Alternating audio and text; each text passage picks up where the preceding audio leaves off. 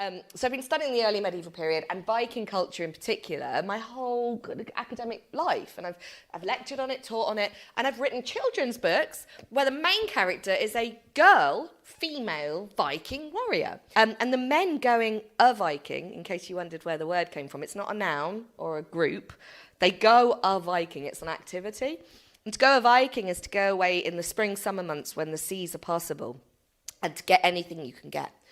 The women in those 6-7 months of when the men are away a Viking, either they're with them, in a lot of cases they're off doing it too, or they're running everything else that's going on. So they have the keys to the treasure troves. They are the ones who are ploughing the fields, owning the lands, making the decisions.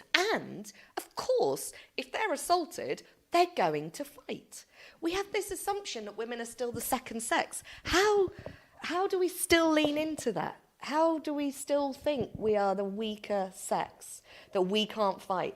So what happened with the Birka warrior woman is lots of burials found across the site, but there was one that he was like, this is the most important burial, with a stallion and a mare sacrificed and buried at their feet.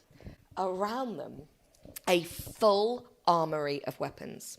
Spears, shield and sword you might expect, although swords are extremely high status, but a bow and arrow. So they were trained as archers, they were trained to use spears, full armoury. Anyway, the bones remained in storage, but there was an osteoarchaeologist who had a look at it in the 60s, 70s, and they noticed there wasn't a lot of the bones remaining, but the hip bone was. And so the hip bone's very broad. Anyway, no more done. 2017, cue the use of DNA analysis in these investigations. Amazing team at Stockholm run the tooth and bone enamel. And while they couldn't reconstruct things like facial features or hair colour, it was a slightly incomplete genome sequence. What came up in every single sample was 2 X chromosomes. Not a Y in sight.